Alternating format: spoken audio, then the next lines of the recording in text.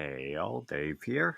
Welcome to another movie night. In this one, I'm going to go over 8 underappreciated kung fu films. If you're like me and you grew up in the 80s, then you would have watched a lot of kung fu films. It was on TV everywhere. Ninjas were a big thing. Everybody was into him. Everybody wanted to be Bruce Lee or Jackie Chan or Shokasugi. And there was a few films from the time that are kind of underappreciated these days. Nobody really watches them. A lot of Hong Kong films from Run Shaw, but there is some stuff from Golden Harvest, and there's a couple of American films going to go on here. Now, earlier this afternoon, I tried grabbing a bunch of clips and uploading them to YouTube to see if they would get copyright claimed, and unfortunately, several of them did. So, rather than play clips, I'm just going to show a few screenshots from my DVDs. I don't really want to risk what happened last week, but there are a couple of clips to play. I found a couple that didn't get copyright claimed, so I think we're good to go with a couple of them. So I'm going to do the same with this, what I did with the horror film list, where I'm going to edit it down and move it to my movie channel later on. So I'll just get on with it. That seems to be about the best thing to do, I reckon. So the first film I'm going to talk about here is Battle Creek Brawl, also known as the Big Brawl.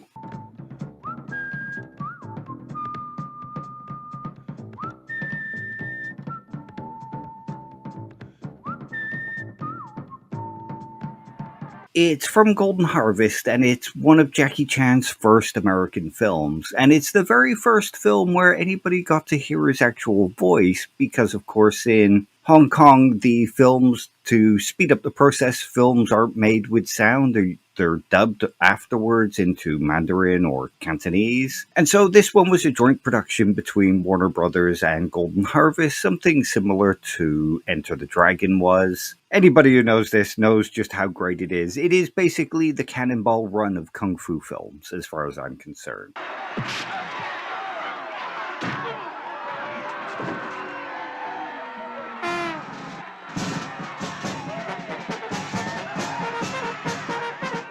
So yeah, this one stars Jackie Chan, obviously, as you can see on screen. I mean, Jackie Chan, I would mention other films and stuff, but Jackie Chan really needs no introduction these days. It also stars Mako. Because there is no one else worth teaching. Who stars as Jackie Chan's uncle and master.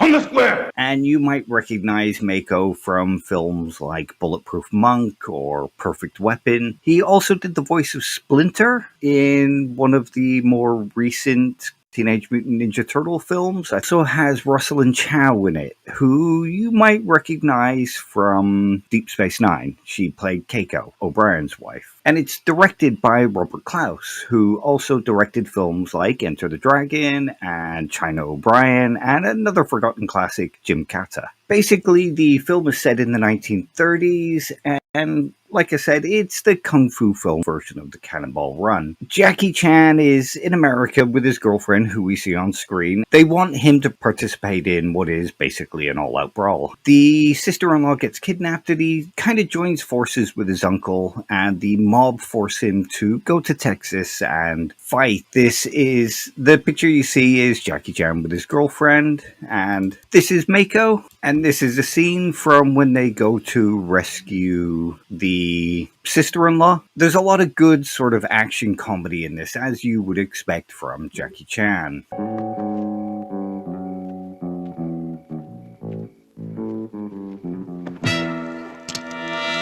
Just keep on walking the way you're going.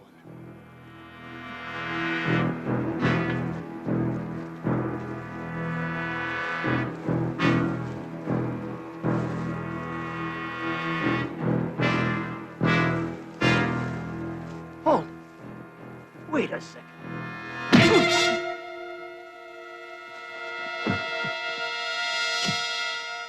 And this kind of gives you the idea of the whole cannonball run nature of it. This is one of the fights from the very end of the film.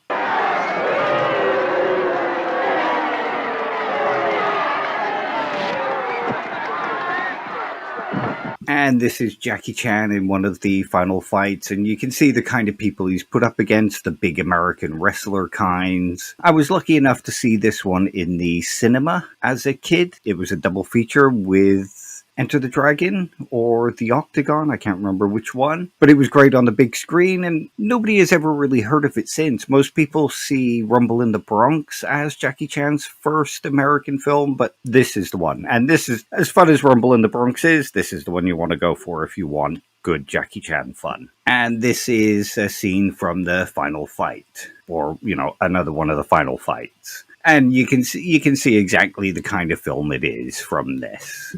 Now, I did pull out a couple of clips from this and tried uploading them to YouTube, and they got copyright struck. Yeah, I think that was when I rewatched it. It was about the mid-'80s, and we finally found a copy of it on video in the local video shop, and I had to rewatch it because the opening scene where he's climbing over the bridge is just amazing, and the training scenes with Mako, and he's got the little wooden man. You must learn to hate this.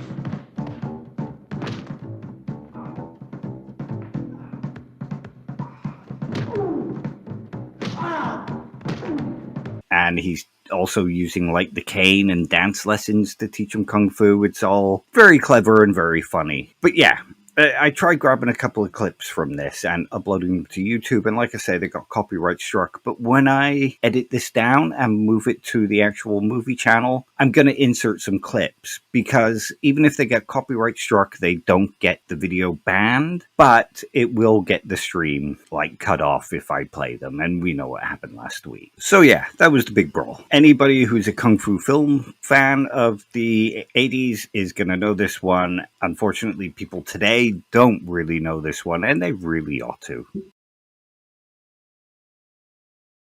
And so the next film I think is underappreciated is actually kind of a new film. And it's from, I think it's 2006? Yeah, 2006. And it's called Fatal Contact. And it's a Hong Kong film, one of the new generation of sort of Hong Kong kung fu films. And it stars Jing Wu, who, if you've seen the recent Meg film, is one of the stars in that. He's also in one of the greatest Donnie Yen films ever made called SPL, Killzone. He was trained in the Beijing Wushu Academy. It also stars somebody called Ronald Chang as Captain, and it's directed by Dennis Law, who... Yeah, if you don't know this one, I reckon you'll really enjoy it. It's kind of goofy, but also a lot of action in it.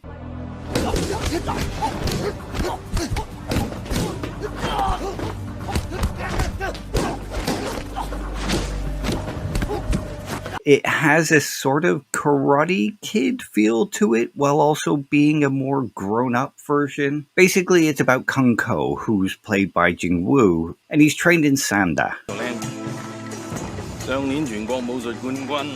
And the character Captain is one of the people who kind of trains him. And this is the character Captain. And he's the one who trains Jing Wu. And he's a good guy, but also sort of a dodgy guy. He gets Jing Wu into an underground tournament.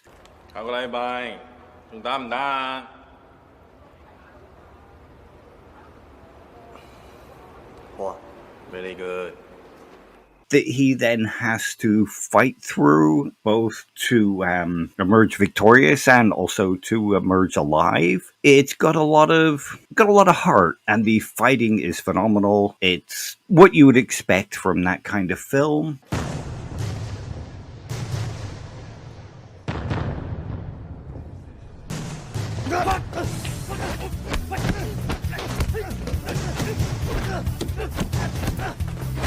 There's also some double crosses and, that kind of thing. There's an actual good plot to this one. It's one I definitely recommend. This is Jing Wu in one of the fights, I've captured these off my original DVDs, which I imported from Hong Kong, but I think you can probably find a copy of this pretty easily online somewhere. And this is Jing Wu. Like I say, you might recognize him from Meg 2 The Trench, which was released recently if you've seen that one. And I've only got 4 stills from this one. It's kind of hard to capture stills from a kung fu film because there's a lot of movement that goes on in them. If you want a good film that has that sort of traditional master pupil fighting for honor kind of vibe with a lot of good modern kickboxing style action, this is definitely one to go for. And so let's move on to the next film. You might recognize this title screen. Anybody who's a fan of Kung Fu films is gonna know this title screen. It is, of course, the opening logo for the Shaw Brothers. So as you can guess, it's a Shaw Brothers coming next. And it's one of my favorites. It's one of the films that got me into Kung Fu films when I was a kid. I can remember it being one of the first that I ever watched. And I do actually have a couple of clips for this one. This is one that actually let me upload a few bits and not give me a copyright strike. You might recognize those people. They are the Five Venoms, which is the name of the film. Also called the Five Deadly Venoms in some copies. The Venom Mob were actually quite famous as a troupe of Shaw Brother actors. It stars... I've had to type these out because I'm not very good with Cantonese names. I might butcher some of these too, so apologies if I do. It stars Sheng Chen as Yang Tie, Chin Sun as Ma Chao, Philip Kwok as Yo Yan Sin, Meng Lo as Liang Shan, Pa Wai as Chi Tung, Feng Lu as Chang Xiao Tian, and Feng Ku as the Old Master. And it's directed by Cheng Che, who is famous for using the Venom Mob in his films. And he also did the Crippled Avengers, which starred the Venom Mob. He did Return of the One-Armed Swordsman, and he did the Shaolin Temple, though not the Jet Li one. And basically, this one is about an old master who's played by Feng Ku. And yeah, that's it. They're called the Scorpion. It's the scorpion style. The Lizard. The lizard style. The Toad. The toad style. The Centipede. The centipede style. And damn it, I remembered this afternoon and I can't remember now. He's teaching a young pupil, and he teaches this pupil the 5 Venom styles because he knows that the previous students, the ones on screen at the moment, are plotting to steal the treasure of one of his friends. And he teaches this pupil so that he can go out and stop them, but the pupil's training is unfinished. That was it, Snake. The snake style. I think it's Centipede in this clip that I'm about to play, but it's basically the opening scene that I'm about to play. If you listen to Wu-Tang Clan, you might recognize some of this because it's sampled in one of the Wu-Tang Clan albums. I had 5 pupils. Now,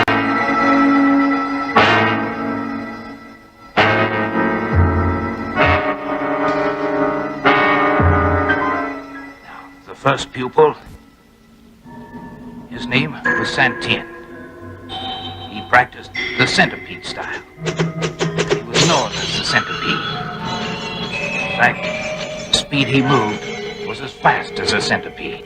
So yeah, just a quick clip because even though it didn't give me a copyright strike, I don't want to risk playing too long of a clip. But yeah, basically he has the old master there teaches a new young pupil to fight in all these styles, but he's too old and too ill to finish the training. Yeah, classic Shaw Brothers. Like just the style of the film and the pacing and just the sort of traditional look that goes on in them as well. And the sound, you can't mistake that dong. I know that there's a lot of Golden Harvest fans, but I was always a much bigger fan of the Shaw Brothers stuff. And there's something about these old Kung Fu films where there's something slightly more mystical and magical about them. Like when you see people flying about, it's much easier to accept when you see them in old traditional Kung Fu outfits like this or dressed like Shaolin monks. I don't know why. It's sort of like accepting Merlin in a medieval setting. But yeah, he sends this pupil out, and this pupil has to go and find out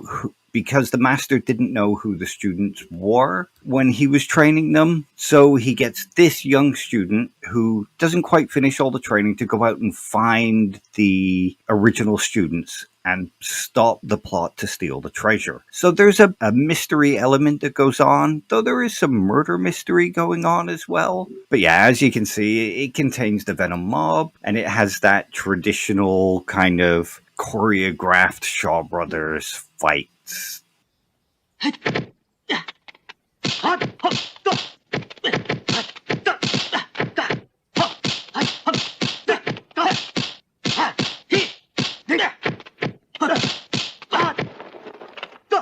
I do have one more clip, so let's get that played. And it's a clip of a bit of fighting from it, and you can just see the Shaw Brothers style going on in it. And this is a scene from near the end where he's finding out who some of the pupils are.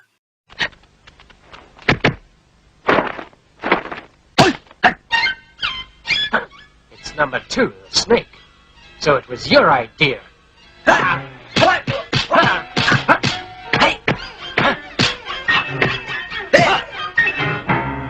Thought you'd find my weak spot, but still, you failed.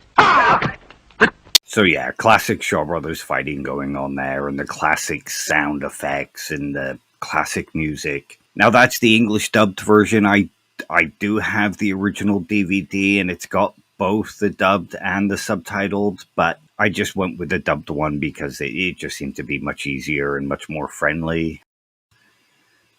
Yeah, I kind of like some of the dubs.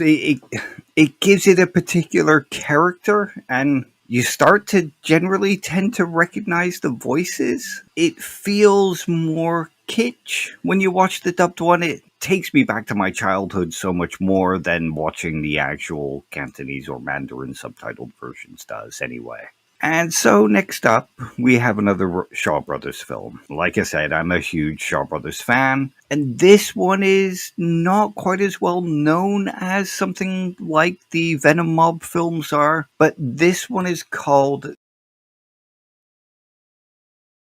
The Five Super Fighters. It stars Xu Honglun, who still can be seen today in stunts, and he was actually recently in Ip Man and Ip Man 3. It also stars Austin Y, who is in the Donnie Yen film I mentioned earlier called SPL, and starred in it, or not starred, but he was in another classic Shaw Brothers film starring Gordon Liu called The 36th Chamber of Shaolin. And it also stars Mo Yun, who can be seen in films like Last Hero in China and The Magnificent Butcher. It never became really big. It was kind of by the books, but the fighting in it is great.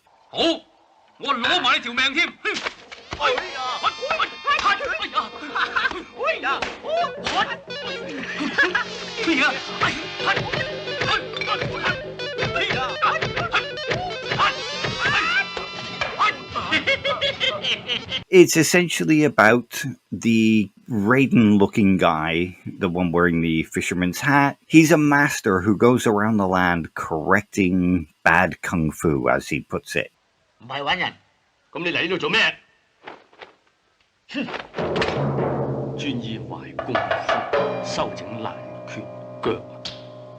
So sort of Middle Ages Xu Xiaodong?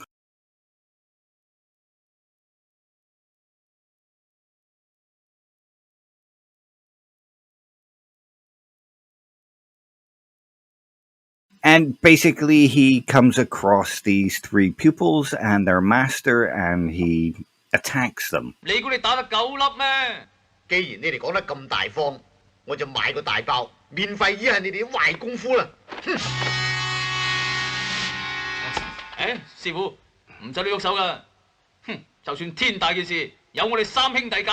And he beats the master senseless, and he beats the students.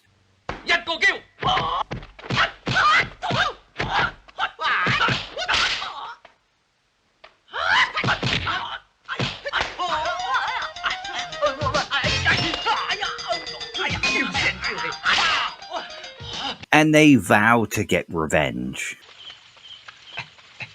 你哋鬼鬼祟祟咁做乜嘢啊？而家我哋三兄弟一齊商量下大事。咩大事啊？大家都知道啊，我哋今日俾嗰條友仔咁樣侮辱法，條尾人幾大都唔信嘅。係啊，梗係唔信啦。哼，此仇不報非君子啊。And so each of the three students go off and they learn from various different masters. And it has all the typical sort of training scenes that you get in these kind of films.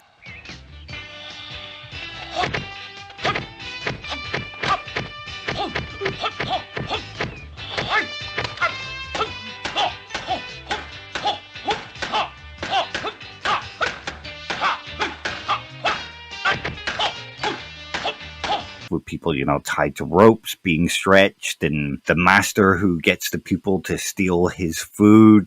居然拋我浪頭係嘛？好，等本少爺食晒佢。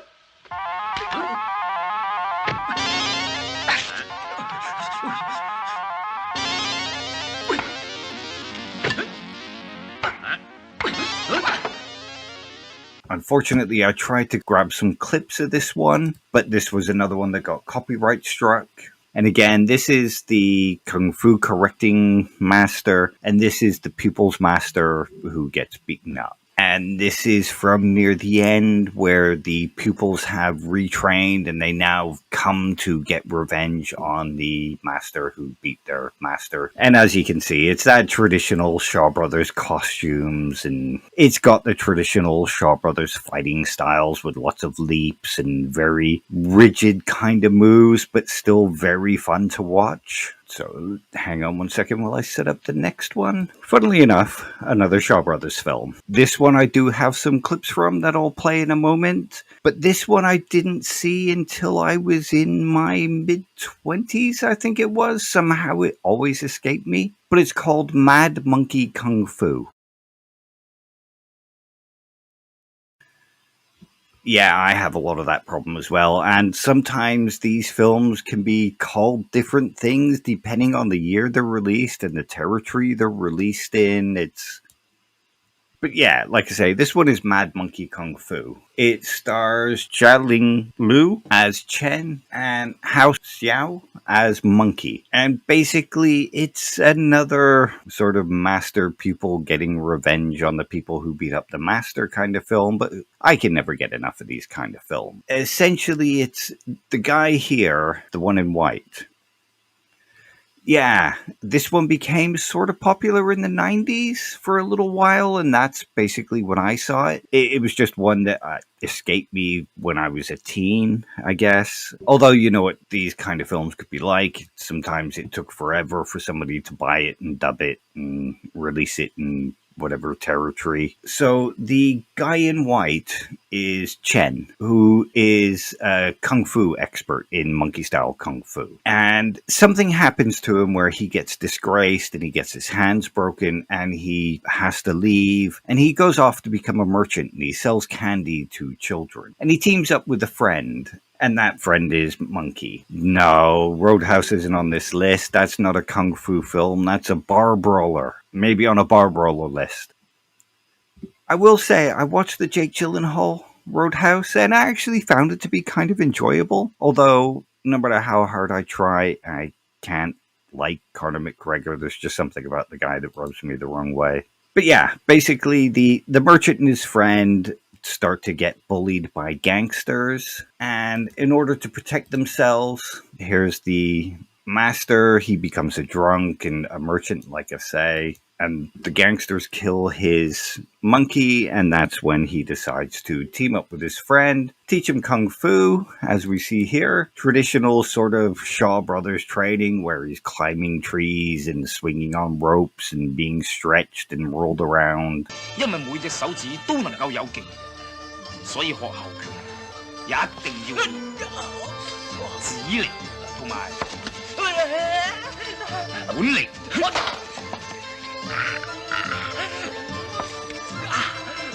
But it's got very agile kung fu. Now, the guy playing Chen, the master, Jialing Liu, he's also the director of the film, and some other films you might recognize him as the director of, or films that he directed is The 36th Chamber of Shaolin, Disciples of the 36th Chamber, both starring Gordon Liu, of course, and The Legend of the Drunken Master, who most people know about. I've got a couple of clips from this one because YouTube were kind enough not to copyright strike me, so let me call a couple of them up. And if I remember right, this is from the training part of the film.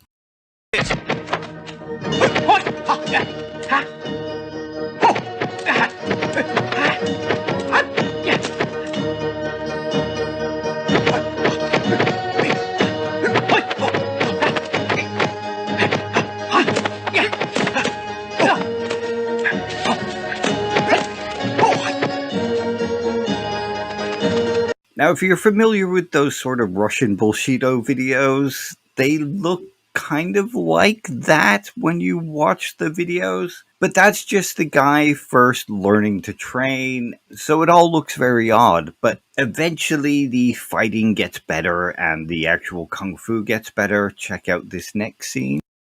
Wait! Don't be scared, his hands are crippled.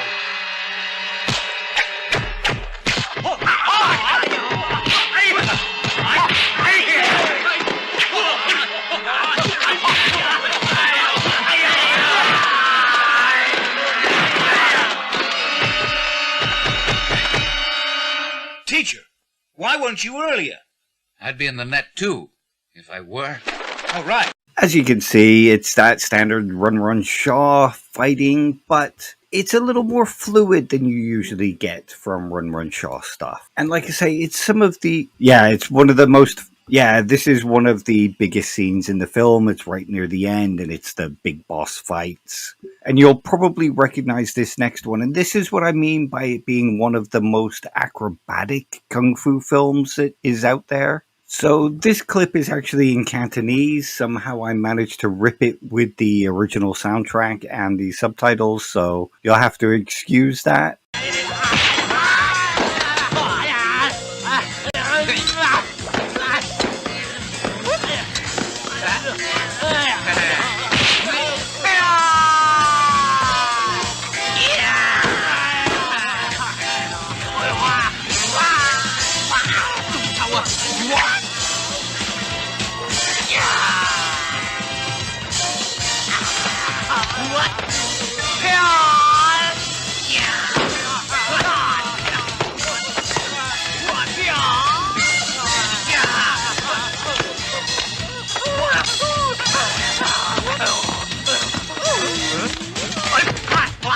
So yeah, like I say, Mad Monkey Kung Fu has a lot of really acrobatic fighting, and a lot of the fight scenes are like that. And it's actually got quite a groovy soundtrack. In the scene where I showed the training, you might recognize the soundtrack if you've seen a lot of Kung Fu films, especially some of the more recent Jet Li ones. That song is basically used as the theme tune in the Once Upon a Time in China films. Okay, so let me set up the next one. I won't be a second. And now most people will probably recognize this one. Most people will definitely recognize the guy on the left, I would think. It's obviously Jean-Claude Van Damme. This one is No Retreat, No Surrender. The acting in this one is absolutely terrible, but there's just something so great about this film. It stars Kurt McKinney as Jason Stillwell, Jean-Claude Van Damme as Ivan the Russian, and Kim Tai-jung as Sensei Lee. Yeah, no retreat, no surrender. Yeah, I had a feeling you would recognize this one just from that image. It's essentially about a kid who's a big fan of Bruce Lee, and his dad's a karate teacher, and they move to Seattle, and the father opens a karate school, and the mob are in the process of taking over all the karate schools, and the dad refuses to give up the karate school, so the mob... Ghost is clearly the greatest kung fu film of all time. I'm sorry to say, you've got those in the wrong order. But yeah, the dad gets beaten up and gives up karate. And so the son, he dreams training with Bruce Lee, and he goes to Bruce Lee's grave, and the ghost of Bruce Lee comes to train him. And an interesting thing about this one is Kim Tae-jung is a Korean actor, and if you've seen Game of Death, you'll know that Bruce Lee died during the making of that one, and they hired a Korean actor to play him in all the scenes. Ah, that's very cool. And the actor playing Bruce Lee in this one is the actor that took over for Bruce Lee and finished Game of Death. And it's directed by Corey Yun, who you might recognize from The Transporter, or he also did the Dead or Alive video game sort of adaptation film. And this is Bruce Lee in the film. And like I say, this is played by Kim Tae-jung, who starred in Game of Death, sort of. And this is him training Jason Stillwell. There's a lot of this kind of stuff that goes on. It has a very Karate Kid feel, except instead of Mr. Miyagi, you have the ghost of Bruce Lee. And of course, the very famous Jean-Claude Van Damme. This is it's not the first film that he was billed in, but it's the film that sort of made Jean-Claude Van Damme popular. Before this, he was actually in something else, and I can't remember what that was, but he was also in Breakin' 2, Electric Boogaloo, as a dancer in the background. This one is, like I say, the acting is terrible, but if you want some good, cheesy karate, kickboxing kind of action with revenge going on, this is the film for you. Hang on while I set up the next one. And you can see what this one is immediately. This is taken from the title screen, and it's The Kid with the Golden Arm. And it's another film starring the Venom mob, who I introduced in the 5 Deadly Venoms. And again, it's directed by Chang Che, and this one is more of a outlaw kind of film. It's about a guy who's given the task of transporting a bunch of gold from the capital to a famine-stricken area, and there's a gang that plan to hijack the gold. The gang's 4 chiefs are all skilled in very particular kinds of martial arts, like Iron Vest and stuff like that.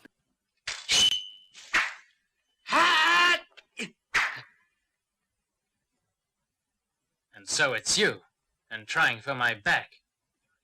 Li Qingming. That's not nice.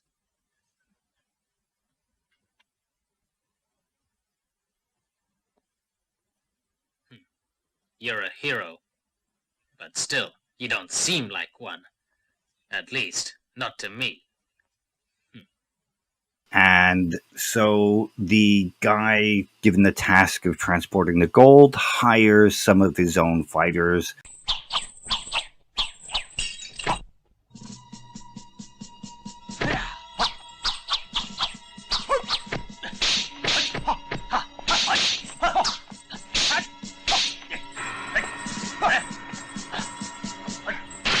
One of those being the kid with the golden arm, to protect the cargo, and violence and fighting ensue.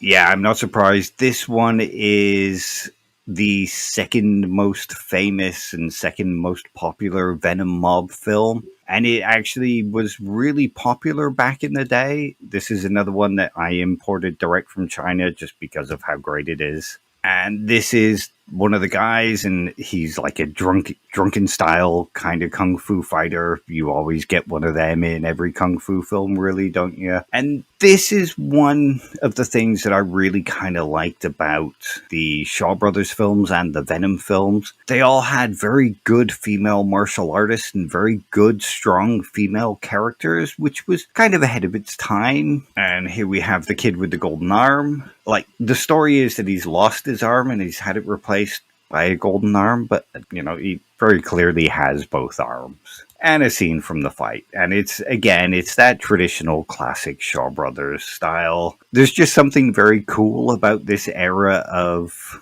martial arts and the way everybody's dressed. So this one is definitely one to check out. If I was to say, you know, which one to check out first, I would definitely recommend going for 5 Deadly Venoms before going for this one. But definitely watch this one if you're looking for an underrated and often forgotten kung fu film. And so I think we're coming up to the final one now. Yes, we are. Final one now. Hang on a second while I set it up.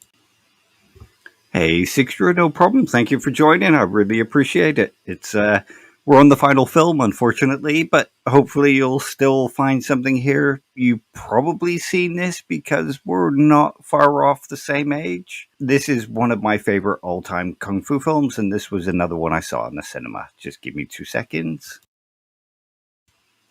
I was tempted to because they are just so influential. Gordon Liu is one of the most influential martial artists in the films, in kung fu films. But I plan on doing a Shaw Brothers kind of retrospective in the future, and I'm going to be doing it with that. I was just looking more for stuff like you hear the 36 Chamber of Shaolin talked about because of the Wu-Tang Clan. So it was hard to choose between the two Venom Mob films or include one of the Gordon Liu films. And I felt like the Venom Mob films, they're known in Wu-Tang through samples, but not in the same way that the 36 Chamber of Shaolin is.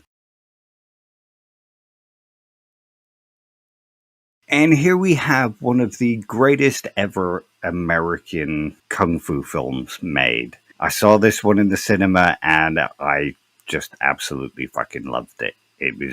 It's amazing. This is so good, I'm surprised Patrick Swayze isn't in it. That's how good it is. As you can tell, of course, it is Berry Gordy's The Last Dragon, which is kind of a weird one because it's a kung fu film made by, as you can see, Berry Gordy, which is the head guy of Motown. So it's basically a Motown kung fu film. This one stars a guy called Timac as Bruce Leroy Green. Bruce Leroy. And it has, if you remember the singer Vanity, she was also in a few films in the 80s. She stars as Laura Charles.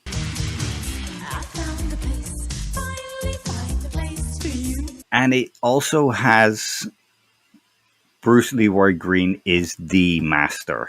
It's a shame that he never became bigger after this film, if I'm honest.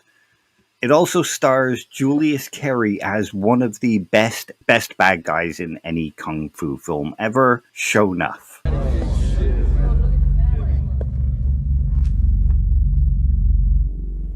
Am I the meanest?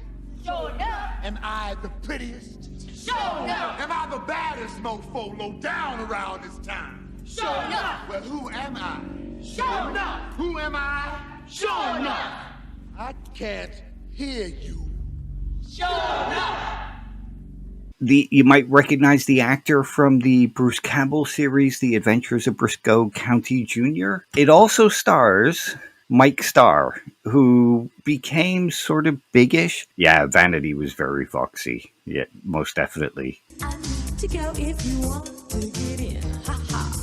Mike Starr was the hitman in Dumb and Dumber, and the director of this one was Michael Schultz, who also directed the original comedy Car Wash. I did try pulling out that clip to show during the stream, but unfortunately it got copyright struck, and I didn't want to run the risk of playing it and having it cut my stream off. So I'm going to insert that. Yeah, so I'm going to insert that scene where he comes into the cinema while they're watching Enter the Dragon, because that's one of the greatest entrances of all time for any bad guy. And like I say, I can get away with it in a pre-record, but not on a live stream. Maybe when I'm bigger and I have more than like 5 people subscribed to my movie channel, I might be able to get away with it. Yeah, I did manage to get the scene past the copy bots. I had to edit out 50% of the picture, change the color, mirror it, flip it upside down, and speed it up by 150%. But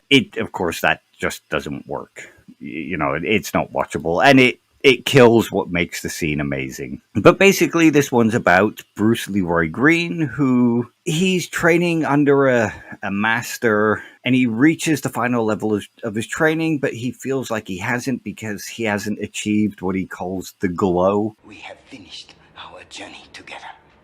But Master, the final level, the glow. You always said that When you reached the final level, you would know it by the appearance of a sublime glow. So the film is about him going out and trying to find the glow and constantly being thwarted by the Shogun of Harlem, Sho'nuff. Bruce Leroy. That's the only guy that stands between show and total supremacy. And there's a scene where he saves Vanity from being kidnapped. I would not do that if I were you.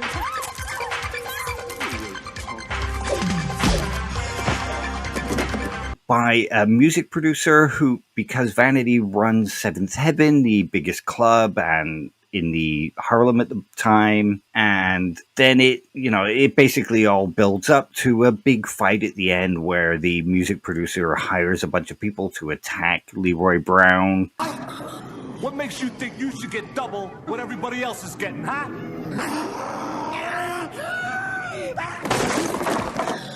And he hires Sho'nuff. And it's one of the greatest fights. The scene where he finds out that Sho'nuff has the glow is just, yeah.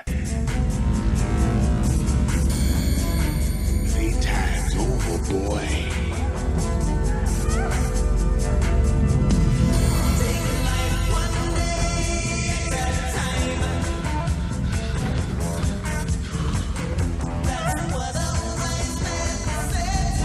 And then he gains his glow. It's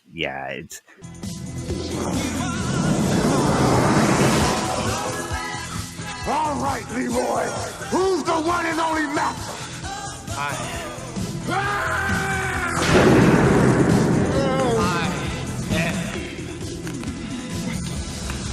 No matter how many times I put this movie on, I'm kind of blown away by it. It's got a lot of great music in it too, if you're into Motown, and it has a whole music video that plays in it. It's that kind of crazy film. And something that most people don't realize, especially if you watched it way back when and don't go back to it, but it also has William H. Macy in a very early role.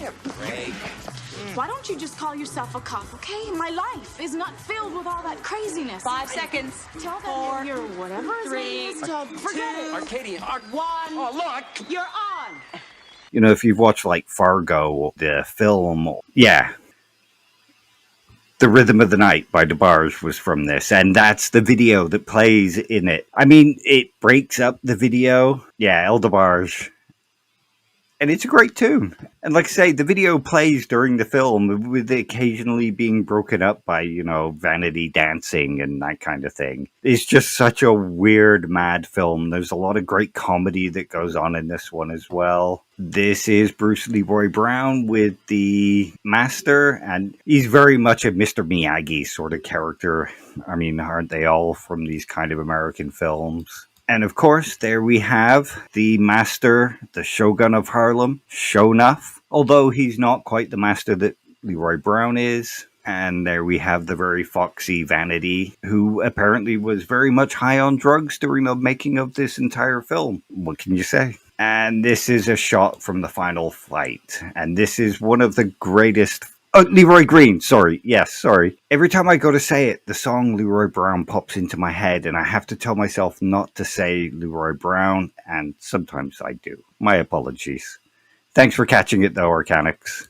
So yeah, this is from the final fight between Sho'nuff and Leroy Green, and it's just one of the best and weirdest, strangest fights ever, and one of the most satisfying final fights in any kung fu film that you'll see. Like I say, when I edit this down to put it on the movie channel, I'll insert some clips. So I'll insert some clips from this final fight, and I'll insert some clips from... I'll insert that clip I was talking about where you first see the Shogun of Harlem, because there's just no other scene like it. It's just brilliant. And he plays Sho'nuff so perfectly. So, yeah, that's it. Yeah, I agree, Sixtra. It is kind of tragic because she was an amazing, talented singer and pretty good actress, especially in something like Purple Rain. And then, like you say, she became a reborn Christian, and I think she died of cancer not so long ago, which was, again, a shame. But yeah, those are the 8 kung fu films that are sort of underappreciated these days that I'd recommend if anybody wants to check them out. I'm going to do another one of these in the future because there's just a lot of great kung fu films. I might focus one on like ninja films and go through some Shokasugi films, that kind of thing. I know the channel is mostly dedicated to horror, but you know, I'm glad it was a nostalgia trip for you. It was for me going through some of these films and going through my DVD collection. So yeah, I'm gonna call it a night. Hopefully you had as much fun as I did going through some of these, and I'll be back with another movie stream next Sunday. Not sure what I'm gonna do just yet, but I'll figure something out. And I'll be back with my usual kind of philosophy and atheism stream on Thursday. Thanks, Rev Arcanics and Sixer for joining me. I really appreciate it, and I'll see you all soon. Good night, guys.